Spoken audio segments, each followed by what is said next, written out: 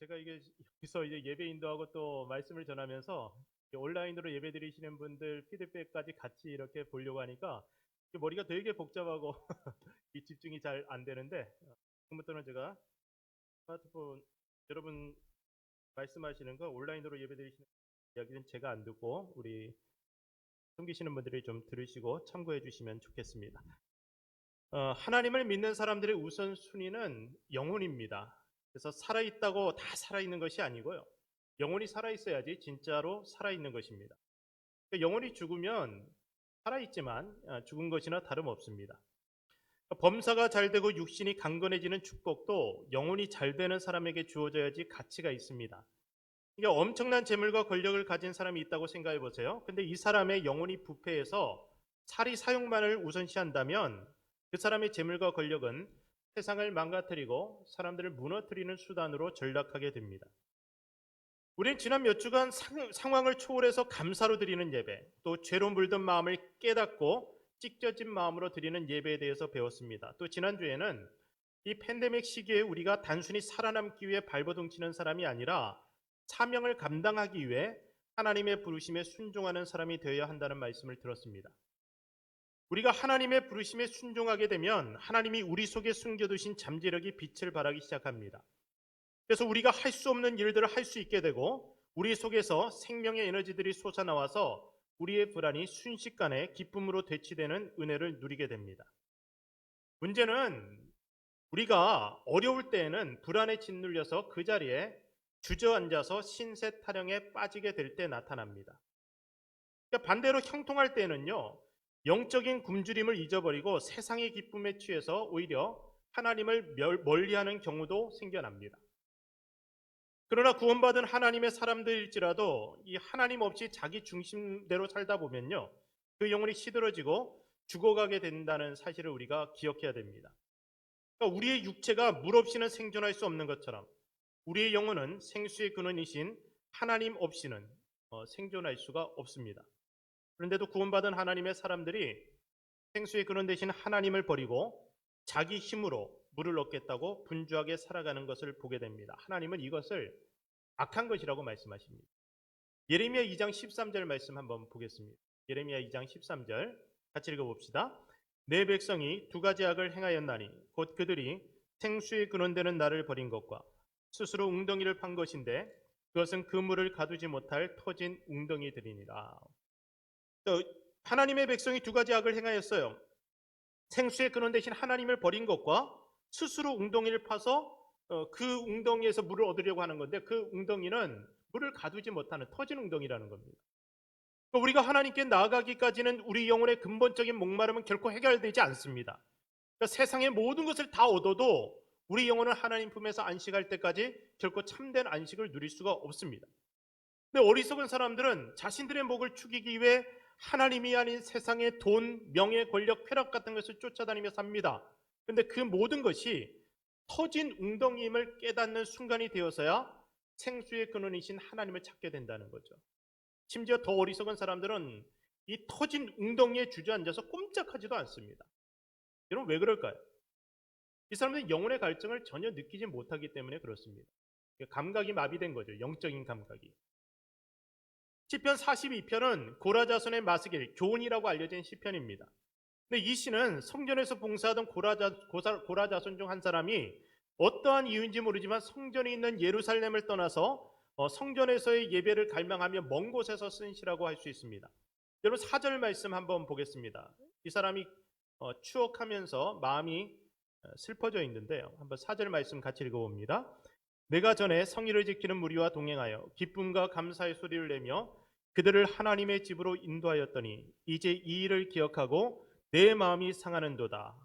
자, 여러분 늘 없었던 사람은요, 그냥 없어도 그만입니다. 그런데 있다가 없는 사람은 있을 때 누리던 기쁨에 비례해서 슬픔도 더 크게 느낍니다. 그러니까 세상의 모든 좋은 것들 한번 떠올려 보세요. 여러분이 좋아하는 거, 돈, 명예, 권력, 그리고 사랑, 쾌락, 여러분 이런 것들 정말 여러분에게 소중했던 사람이 떠나버리면 여러분 슬픔이 커지지 않습니까? 그저 그런 사람이 여러분 곁을 떠나면 여러분은 별로 슬프지 않아요.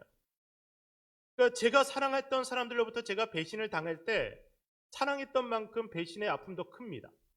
근데 그렇지 않은 사람들이 배신하면요, 뭐 그건 그런가 보다 합니다.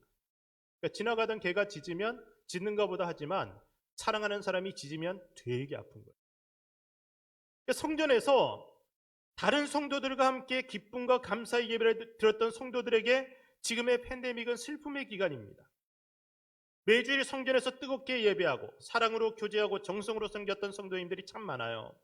근데 그분들 중에 상당수가 지금 성전에 나오지 못하고 집에 머물러야 하는 상황에 놓였습니다. 그런 분들에겐 성전에서 함께 예배하던 기억이 가슴을 미어지게 만드는 슬픔입니다. 특히 경제적으로나 육체적으로나 삶의 상황이 더 어려워지게 되면은 그때를 추억하면서 슬픔이 더 커지게 됩니다. 오늘 이 시편 42편을 쓴 시인의 마음도 비슷합니다. 지금 자기를 둘러싼 대적들이 그의 처지를 조롱합니다. 내 하나님이 어디 있냐고 묻습니다. 말이 질문인데 사실 이게 질문이 아니에요. 이 말은 하나님이 너 버렸다는 그런 의미입니다. 그러니까 엄마가 아이를 누군가에게 맡기고 갔다고 생각해 보세요. 예전에 저도 그런 장난들을 좀 해봤는데, 그러니까 엄마가 어디 가고 그리고 따로 남겨진 그 아이한테 아이를 돌보는 사람이 장난을 쳐요. 너 엄마 어디 갔어?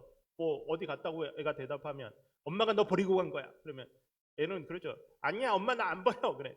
엄마 너 사랑하지 않아. 그러면 아니야, 엄마 나 사랑해. 그런데 계속해서 그렇게 그 아이를 자극하면 아이는 막 울어댑니다.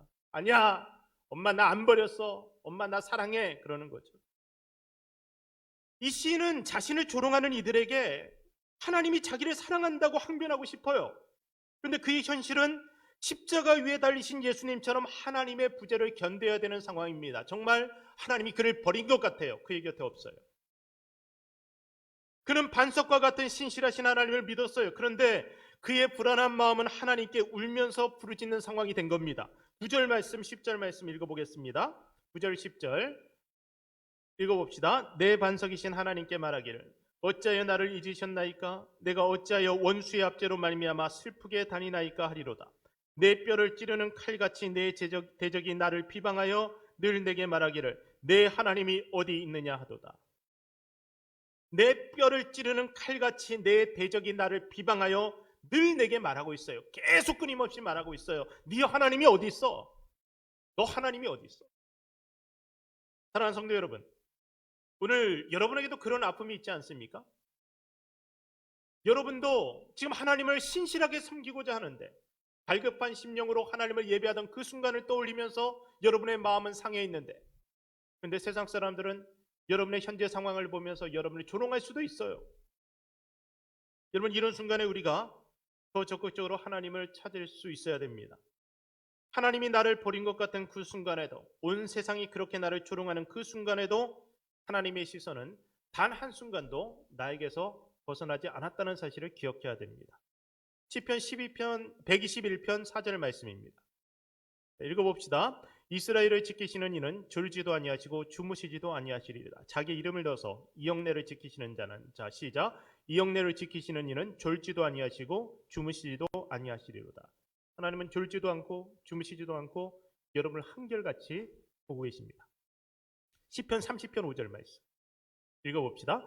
그의 노염은 잠깐이요 그의 은총은 평생이리로다. 저녁에는 울음이 깃들일지라도 아침에는 기쁨이 오리로다. 지금 대적들이 조롱할 만큼 우리의 상황이 울음으로 가득 찰 때가 있어요. 그러나 결국 아침과 함께 기쁨이 올 줄 믿는 사람들은 우는 가운데서도 하나님을 찾게 됩니다. 문제는 내 영혼이 내 속에서 낙심하고 불안해하는 것입니다. 거대한 문제를 보고 나를 보면 그 거대한 문제에 내 마음이 압도되어 주저앉게 됩니다. 그러나 하나님을 바라보면 그분의 눈동자 속에 담겨있는 내 모습은 큰 용사입니다. 하나님은 나를 큰 용사로 부르셨고 내 속에 있는 잠재력을 다시 끌어오르시고 내 속에 숨겨진 에너지를 일으켜서 세상 살맛나게 살 수 있는 힘을 갖게 하십니다.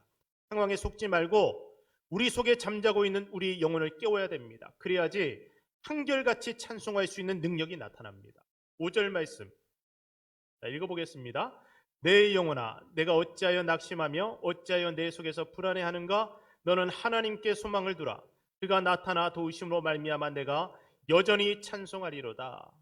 여러분, 오늘 이 말씀이 다시 한번 여러분의 영혼을 깨우는 것이 되기를 주의 이름으로 축복합니다. 사실 지금 우리가 경험하고 있는 모든 종류의 고난은 우리의 영혼을 깨우기 위한 하나님의 알람 소리입니다. 그러니까 우리의 몸과 마음이 세상의 축복에 빠지게 되면 영적인 감각은 점점 무뎌지게 됩니다. 온 세상이 하나님이 주신 축복만을 탐닉하고 그 축복을 주신 하나님을 잊어버리게 되면 하나님은 당신이 세상의 주관자이심을 폭풍을 보내 깨닫게 하시는 거예요. 자신의 힘으로 감당할 수 없는 상황에 직면했을 때 우리 속에 잠들어 있던 영적 감각이 깨어나기 시작합니다. 지난주 우리가 온라인 예배를 위해서 인터넷을 체크했는데요. 아침에 오니까 이 온라인 예배가 너무 힘든 게 그거예요. 차라리 전부 예배 자체를 녹화해 갖고 유튜브에 올려놓고 여러분이 정해진 시간에 탁 틀어서 예배를 드리면 쉬운데, 이 라이브로 예배를 드리는 이유가 있어요. 여러분과 실시간으로 지금 접촉되기 원하는 마음이 제게 있어요.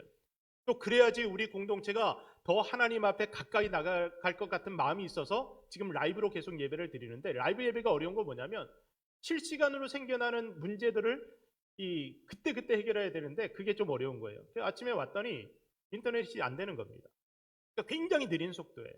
한 16메가, 20메가 정도는 나와야지 라이브 예배를 할 수 있는데 뭐 1.2메가, 뭐 0.9메가 이렇게 나온 거예요. 그래서 예배 지난주에도 조금 늦어졌습니다. 근데 그 문제를 누가 해결했을까요? 제가 해결한 거예요. 제가 신학을 전공한 제가 해결했습니다. 우리 뭐 완전히 이런 컴퓨터에 익숙한, 그리고 이런 쪽으로 전문가인 우리 이정현 집사님이나 그리고 제 아들이나 다 넋놓고 있는 순간에 제가 이 문제를 해결했어요. 그래서 해결하고 왔더니 이정현 집사님, 와 목사님 대단합니다 했는데 어떻게 해결했냐? 간단합니다. 라우터를 껐다가 킨 거예요. 전원을 뽑았다 켰어요. 그러니까 죽였다가 살린 겁니다. 리부팅한 거예요. 저는 제 자신도 가끔씩 리부팅해요. 뭐가 꽉 차 있고 잘 안 되면은요, 그걸 해결하기 위해서 막 뭔가 머리를 싸매고 하면 더 꼬입니다. 그때 그냥 모든 것으로부터 벗어나는 거예요. 이 지역을 벗어나고 휴가를 떠나고, 그래서 제 머리를 껐다 켜요.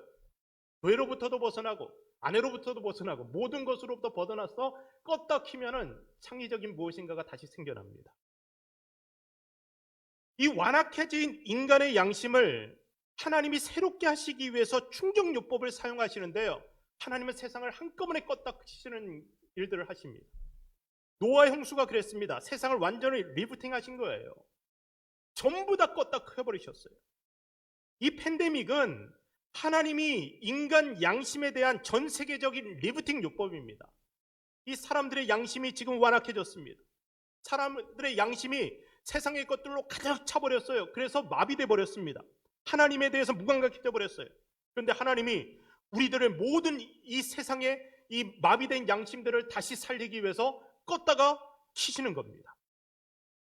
여러분 자신이 완전히 껐다 켜져야지, 그래야지 영적인 목마름, 그 영적인 감각들이 다시 살아나는데, 지금 사람들의 양심의 영적인 감각이 다 죽어버렸어요.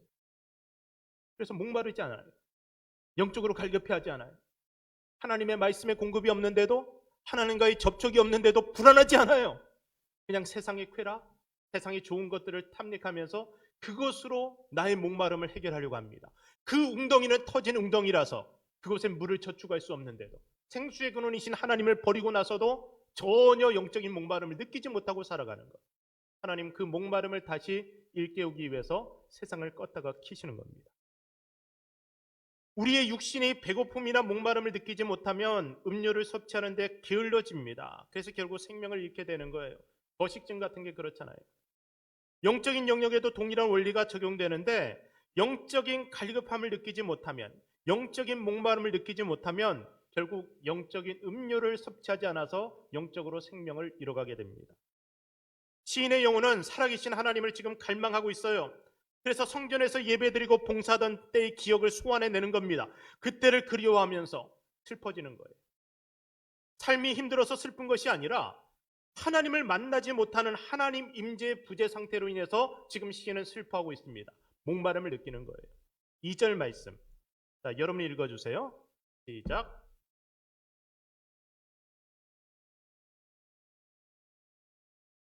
하나님의 얼굴을 배울까? 단순히 성전에서의 예배 생활이 그리운 것이 아니라 예배를 통해 만났던 하나님이 너무 그리운 겁니다. 지금 그는 성전 예배도 드리지 못하는데 함께 동역하던 영적인 친구들도 없어요. 그리고 사방에서 불신자들에게 둘러싸여 조롱을 당하는 상황에 놓여 있습니다. 그래서 더 하나님이 그리워진 겁니다. 저는 여러분이 지금 이 시기에 더욱 하나님을 그리워하는 사람들이 되기를 주의 이름으로 축복해요. 하나님이 그리워져야 돼요. 힘들수록. 근데 아직도 살만한가 봐요. 별로 하나님을 그리워하지 않는 사람들이 많아요. 치장이 반찬이라는 말이 있어요. 굶주리면 다 맛있습니다. 만약 여러분이 목회자나 믿음의 친구들도 없이 예배의 자유가 없는 곳에서 홀로 지내게 된다면 어떨까요?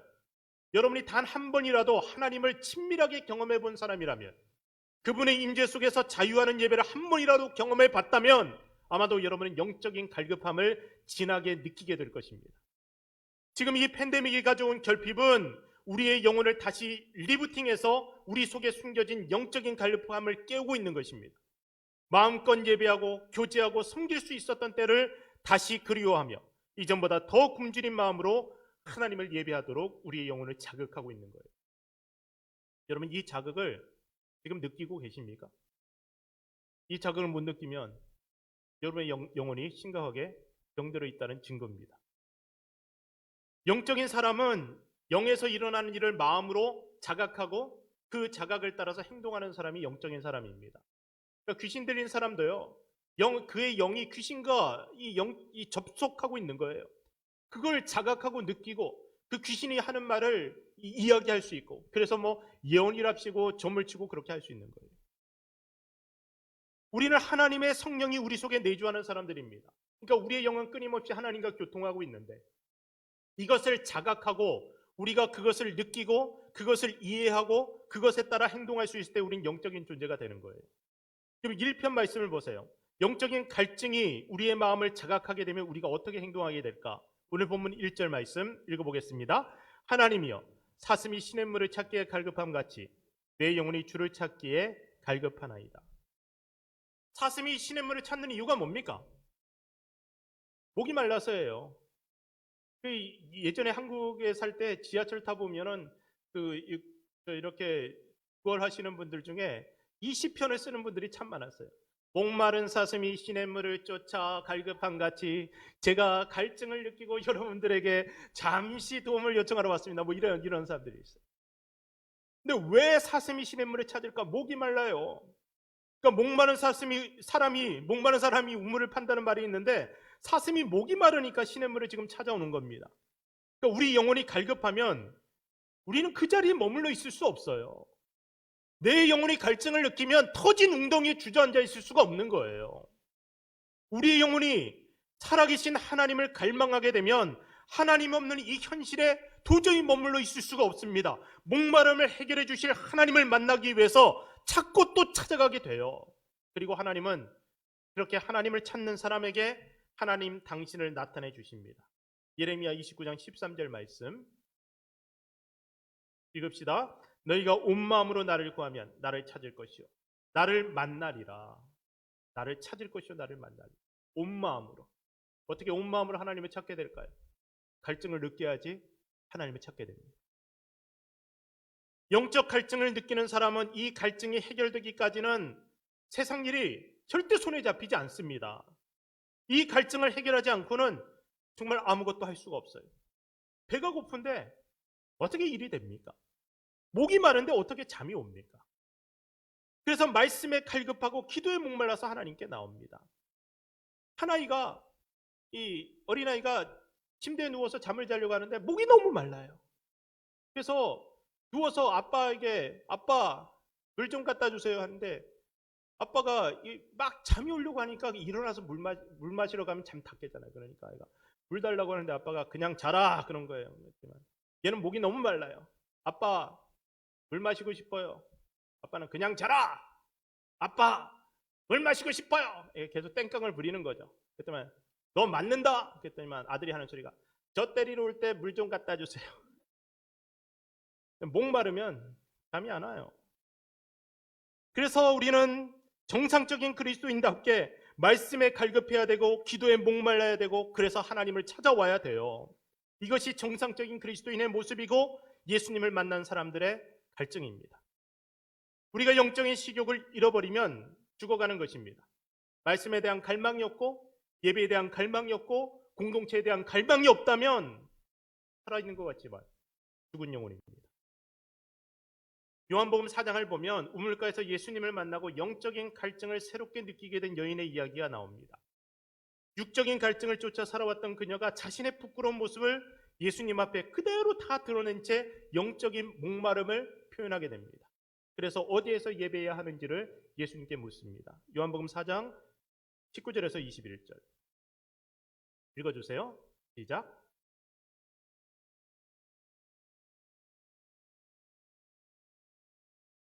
당신들의 말은 예배할 곳이 예루살렘에 있다 하더이다.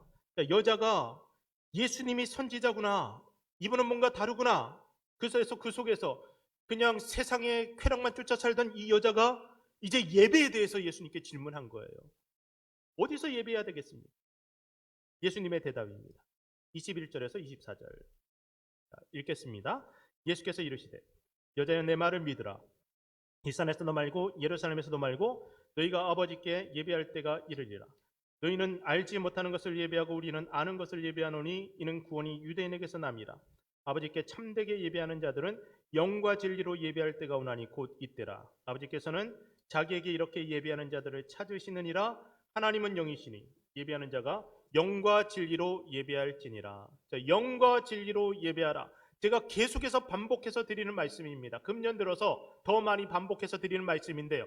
예배자의 태도는 영적 갈급함과 진실함이에요. 육적인 갈증으로는 하나님을 예배할 수가 없습니다. 근데 많은 사람들이 육적인 갈증을 가지고 교회에 찾아와요. 교회 가야지 소셜이 된대요. 교회 가야지 도움도 받고, 교회 가야지 내 육적인 이 갈증을 해결할 수 있는 거예요. 그래서 사람 만나는 재미로 교회로 오고, 교회 와서 어떤 필요를 채우기 위해서, 육적인 필요를 채우기 위해서 교회로 오는 사람들이 있습니다. 그런데 그 갈증으로는 교회 생활은 될 수 있지만 신앙생활은 되지 않아요. 하나님이 만나지지 않는 거예요. 영적인 갈증을 느껴야지 우리가 드리는 이 예배를 통해서 살아계신 하나님을 만날 수 있습니다. 그러기 위해서 우리가 하나님 앞에 진실해져야 되는데, 영과 진리로 드리는 예배, 이 진리는 무엇이냐면 있는 그대로 하나님 앞에 자기가 드러나는 것이 진리입니다. 그러니까 하나님 앞에 정직한 모습으로 드러나야 돼요. 더러운 모습 그대로를 드러내고 죄인의 모습으로 그대로 하나님 앞에 설 수 있게 되면 우리 속에, 우리 숨겨진 우리 속에 있는 이 영이 하나님의 영과 접촉하는 은혜를 경험하게 됩니다. 그 순간 예배의 능력이 나타납니다. 있는 그대로의 모습이 아니면 우리의 영은 하나님의 영을 접촉할 수 없습니다. 우리가 하나님에 대해 목말라 있는 것처럼 하나님도 우리를 향해 목말라 계십니다. 그래서 그분을 향한 우리의 사랑과 예배 하나님이 목이 말라서 우리를 찾아오신다고 성경은 말씀하는 거예요. 하나님 그렇게 영과 진리로 예배하는 사람들을 오늘도 찾으시는데 우리 속에 정말 그런 갈급함이 있냐는 겁니다. 제가 대학생 때는요, 몸이 삐쩍 말랐었습니다. 삐쩍 말랐었어요. 그러니까 이 모습이 아니고 이 모습이었어요. 굉장히 날씬했습니다. 이유가 뭐냐면 제대로 못 먹고 살았어요. 고등학교 때까지도 그랬고 대학 가서도 여유가 없어서 서울에서 혼자 살면서 기숙사 생활도 하고, 그리고 기도실 같은 곳에서 자고 서클룸에서도 자고, 그러면서 제가 밥값 아끼느라고 하루에 3끼를 먹은 날이 거의 없었습니다. 그리고 학교 기숙사 밥도요, 그 학교 식당 밥도 한 끼에 500원 했는데 그게 이 반찬도 별볼일 없어요. 영양가가 별볼일 없었습니다.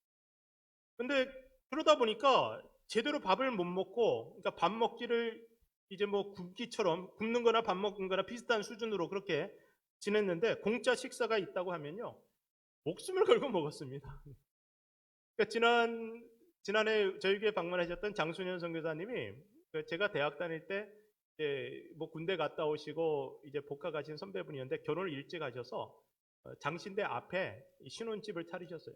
거기서 딸도 낳고 그때 태어난 딸 헌이라고, 제가 이뻐하던 그 아이가 지금은 결혼해서 브레머튼 교회에서, 지금 여기 브레머튼 있죠? 브레머튼 교회에서 남편이 거기서 전도사하고 거기서 사역하고 있어요.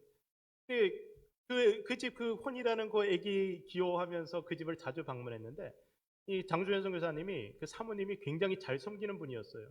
후배들 잘 챙기시는 분이었는데 고기 구워진다. 고기 구워준다 그러면 목숨 걸고 가서 목숨 걸고 먹었습니다. 서로 더 많이 먹었어요. 왜 그렇게 먹었냐?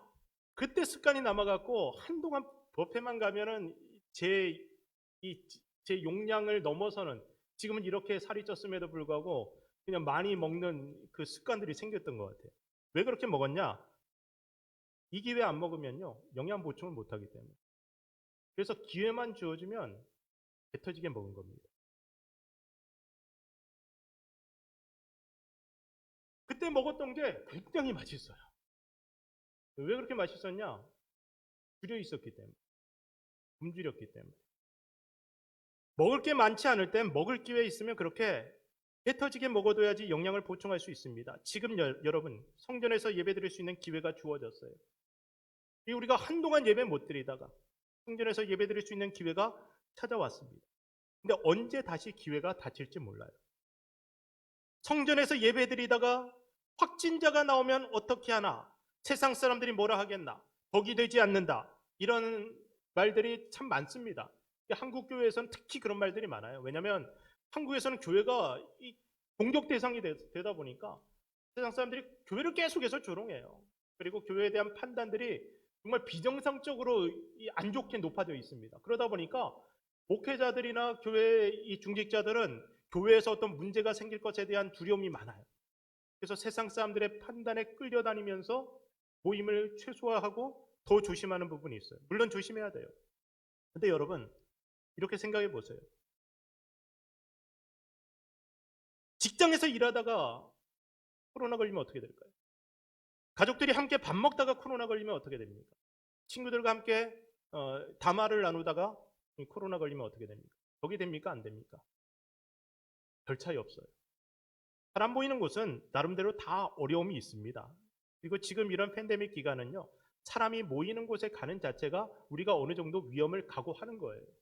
최대한 우리가 방역 지침을 지키고 더 조심함에도 불구하고 사람 모이는 곳은 혼자 있는 것보다는 조금 위험할 수밖에 없습니다. 그런데 목마른 사슴이 찾아가는 시냇가도요, 위험해요. 육식동물은 시냇가에서 사냥감을 찾습니다. 그래도 목마른 사슴은 위험을 각오하고 물을 마시러 갑니다. 왜냐하면 마셔야 살기 때문에 그렇습니다. 사람들이 모이는 곳, 여러분, 우리 교회는 그래도 저는 안전하다고 잡아요. 최대한 안전하게 우리가 지금 모든 지침을 따르고 있고, 그리고 제가 무식하게 막 이 광신도 교주처럼 그렇게 여러분들을 몰아붙이고 그런 사람 아닙니다. 분명히 우리는 조심하고 있어요. 그런데 사람 모이는 곳은 어디나 우리가 어느 정도 위험을 각오하고 모이는 게 사실이에요. 여러분, 장 보러 갈 때 위험해요. 여러분, 직장에 일하러 갈 때 위험해요. 여러분, 누군가를 만나서 함께 식탁에서 교제하는 거 다 위험해요. 여러분 자녀들과 함께 식탁에 마주 앉는 것도 위험해요. 안 위험한 거 없어요. 팬데믹 기간엔 다 위험해요.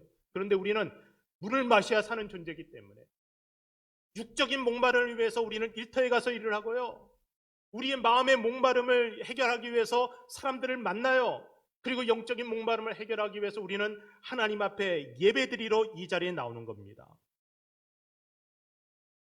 지금 성전에 올 수 있는 분들은 성전에 오셔서 배 터지게 드셔야 돼요. 지금 언제 다시 성전 예배가 중단될지 모릅니다. 비록 마음껏 우리가 찬양할 수도 없어요. 뜨겁게 기도할 수도 없어요. 예전처럼 서로를 안아주고 악수도 할 수 없는 상황. 함께 예배 끝나고 나면 식탁에 앉아서 마주 앉아서 정말 기쁘게 침튀기며 이야기할 수 있는 그런 자유가 지금 없어요. 예전에는 어떤 사람들이 은혜 받냐 이야기할 때 예전에 그런 얘기들 많이 했어요. 목사가 설교할 때 침 튀어서 침을 맞는 자리에 앉으면 은혜 받는다고 했어요. 근데 침 튀는 자리에 앉아 계시면 지금 안 돼요. 지금 제 침이 아무리 튀어도 저까지 못 가잖아요.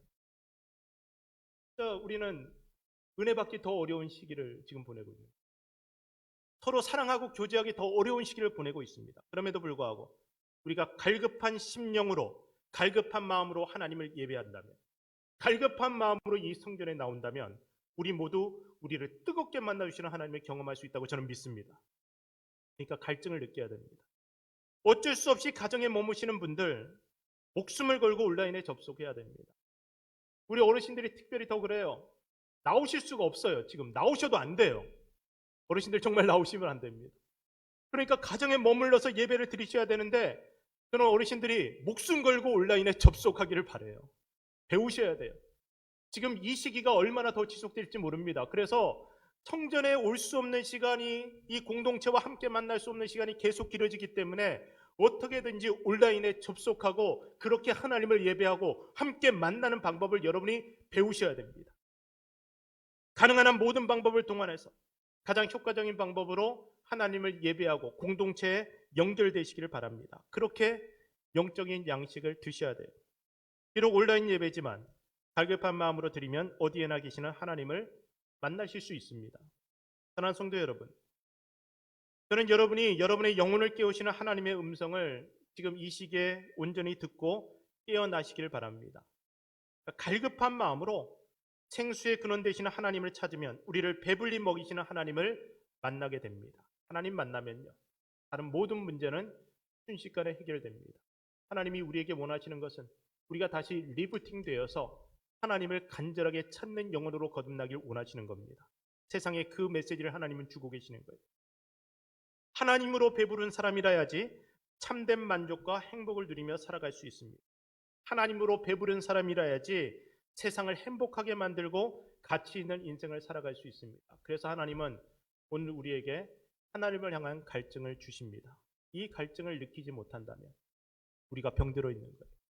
지금 이런 상황 속에서도 갈증을 느끼지 못한다면 하나님 앞에 여러분이 애통하고 회개하고 부르짖어야 할 때입니다. 기억해야 합니다. 우리는 뒤로 물러가 멸망할 자가 아니라 오직 영혼을 구원함에 이르는 믿음을 가진 사람들입니다. 이 믿음으로 더욱 전심으로 하나님을 향해 나아가는 예배자로 하나님 앞에 서는 사람이 되시길 주의 이름으로 축복합니다. 기도하겠습니다. 잠시 우리 조용히 하나님 앞에 기도하는 시간 갖겠는데요, 하나님 앞에 이렇게 기도했으면 좋겠습니다. 하나님, 제가 하나님을 향하여 다시 갈증을 느끼는 사람으로 살아가기를 원합니다. 줄이고 목마른 마음으로, 그런 심령으로 하나님을 향하여 헐떡이며 나아가는 목마른 사슴이 시냇가를 찾기에 갈급한 같이 하나님을 향하여 갈급한 심령으로 나아가는 사람 되게 하옵소서. 여러분 사랑하는 자녀를 축복할 때도 그 갈증을 달라고 하나님 앞에 기도하시면 좋겠습니다. 세상에 대한 갈증은요, 물을 저장할 수 없는 터진 웅덩이 같은 것입니다. 아무리 채우려고 해도 채워지지 않습니다. 아무리 많은 돈을 벌어도, 아무리 원하는 것을 다 얻어도 하나님 없이는 만족함이 없는 것이 우리 인간입니다. 우리 사랑하는 사람을 위해서 기도할 때도, 나 자신을 위해서 기도할 때도 하나님, 이 영적인 감각이 깨어나서 하나님 한 분을 향하여 갈급한 심령 되게 하옵소서. 하나님을 향하여 갈증을 느끼고 하나님을 찾는 사람 되게 하옵소서. 이 답답한 기간에 하나님을 마음껏 예배할 수 없는 이 기간에 하나님을 향하여 더욱 갈증을 느끼는 우리가 되게 하옵소서. 이 기도 제목으로 우리 간절히 하나님 앞에 기도하겠습니다. 기도합시다. 아버지 하나님, 하나님께서 다 흩으시고 지금 가정만을 남기셨습니다. 우리가 가족으로 모여서 함께 하나님을 예배할 수 있지만 하나님, 그리고 우리가 제한된 범위에서 이렇게 소수의 사람들이 성전에 모여서 하나님을 예배할 수 있지만 하나님이 흩어버리시면 어느 순간에 우리의 모든 모임이 흩어질 수밖에 없다는 사실을 우리가 깨닫고 하나님 앞에 다시 겸손하게 머리를 숙입니다. 하나님을 향한 갈증을 다시 회복시켜 주셔서 감사합니다. 하나님, 우리가 다시 꺼졌다 다시 켜지는 것처럼 오늘 우리가 이 세상에 대하여 죽은 자가 되고 하나님을 향하여 산 자가 되어서 오늘 이 예배를 드립니다. 하나님, 우리 자신이 철저히 주 앞에서 십자가에 달려 죽은 자 되고 오늘 주님으로 인하여 다시 리부팅 되어서 하나님을 섬기는 심령으로 거듭나기를 소원합니다. 하나님, 마음껏 예배할 수 없는 이 시간 더욱 굶주린 마음으로 이 제한된 조건에서 살아계신 하나님을 만나는 우리 성도들이 되게 하여 주시옵소서. 하나님을 마음껏 예배했던 사랑하는 성도들과 교제하며 뜨겁게 하나님을 섬겼던 그 순간을 추억하며 우리의 상한 심령으로 하나님을 향해 나아갑니다.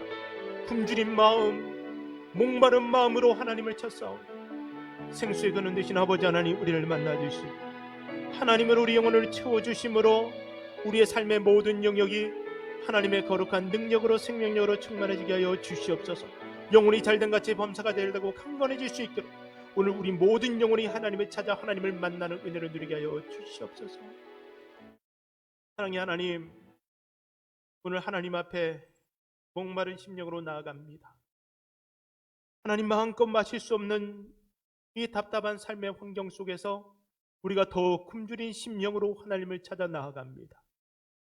세상은 우리를 향해서 내 하나님이 어디 있느냐 우리를 조롱하고 우리를 향해 함부로 말하지만, 살아계신 하나님은 졸지도 주무시지도 아니하시고 우리를 살펴 보호하고 계시는 하나님인 줄 믿사오니, 하나님, 저녁에는 울음이 기습할지라도 아침에는 기쁨으로 다시 눈을 뜰 수 있다는 사실을 믿으며 오늘 하나님 앞에 부르짖어 간구하오니, 하나님, 하나님이 흩으신 이 세상 속에서 우리의 심령이 다시 리부팅되어서 거룩하신 하나님을 향하여 갈증을 느끼고 찾아가는 심령들 다 되게 하여 주시옵소서.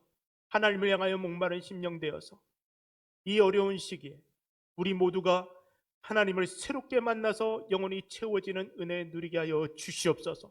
우리 성도들의 건강을 지켜주시기 원합니다. 그 육신이 힘을 얻을 수 있도록 영혼이 잘됨같이 하나님 그 육신 속에서 말할 수 없는 생수의 강이 흘러넘쳐나서 더욱 강건해지고 병마를 이기는 능력의 사람들 다 되게 하여 주시옵소서. 지금도 각 가정에 흩어져서 더 갈급한 심령으로 굶주린 마음으로 하나님을 찾는 성도들을 기억하여 주시어서 하나님, 그 갈증이 오늘 하나님을 새롭게 만남으로 채워지는 은혜 누리게 하여 주시옵소서. 예수 그리스도의 이름으로 간절히 기도드립니다.